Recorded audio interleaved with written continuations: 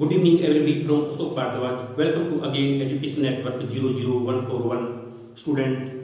At this time, lesson number 33 पक्षीय संघर्ष पाल प्रत्याहार एंड राष्ट्रकूट की लेसन नंबर की थर्ड की ये क्लास रनिंग है. In this class, I will discuss with you some most important different type of question.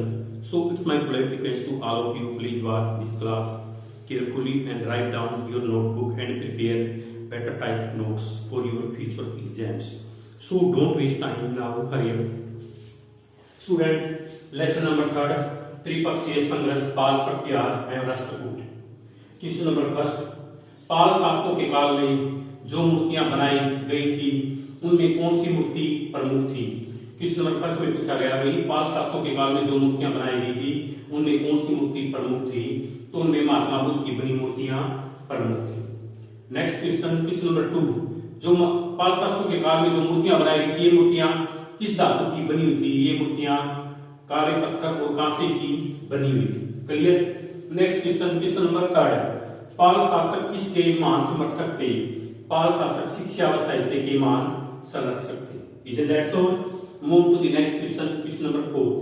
शिक्षा के प्रसार के लिए पाल शासकों ने कहां-कहां शिक्षण संस्थानों की स्थापना की? शिक्षा के प्रसार के लिए पाल शासकों ने कहां-कहां शिक्षण संस्थानों की स्थापना की? सोनपुरी, विक्रमशिला तथा उदयपुरी में शिक्षण संस्थानों की स्थापना की. Clear. Next question, question number 5, पाल शासकों ने किस विश्वविद्यालय को आर्थिक सहायता देकर इसके सम्मान में वृद्धि की? नालंदा विश्वविद्यालय. इसका आंसर क्या हो गया? नालंदा विश्वविद्यालय. पाल शासकों ने नालंदा विश्वविद्यालय को आर्थिक सहायता देकर इसके सम्मान में वृद्धि की. Clear. Next question, question number 6, पाल शासकों के द्वारा बनवाए गए विश्वविद्यालयों में किन किन देशों से विद्यार्थी शिक्षा ग्रहण? देखो अपने इंडिया के तो आते थे, इंडिया के विभिन्न क्षेत्रों से आते थे, अलग अलग एरिया से आते थे. इसके अलावा विदेशों से भी आते थे. पूछा गया कि किन किन देशों से विद्यार्थी शिक्षा ग्रहण करने आते थे?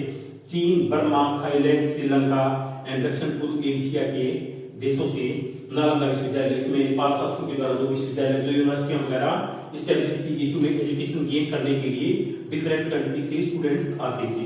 Isn't that so? Next question, question number 7, पाल शासकों के काल में भारतीय संस्कृति में क्या बदलाव हुआ?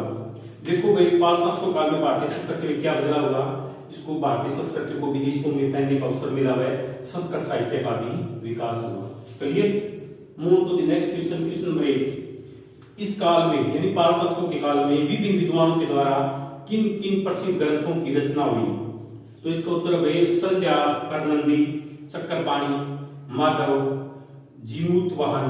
भाई संध्या, करनंदी, शक्करपाणी, माधव, जीमूतवाहन इस संरक्षक के मतलब इस काल के फेमस पोएट थे. उनके द्वारा किन किन मतलब उसकी रचना ग्रंथ की रचना की गई? देखो इसमें भाई संध्या करनंदी ने रामचरित की रचना की, शक्करपाणी ने चक्रधूत की रचना की, माधव ने निदान योग की रचना की, व जीमूतवाहन ने कला, विवेक एवं व्यवहार मात्रक नामक प्रसिद्ध ग्रंथों की रचना की. Okay students, today's class ended here.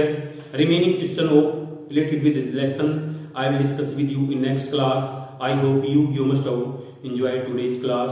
So thanks for this cooperation.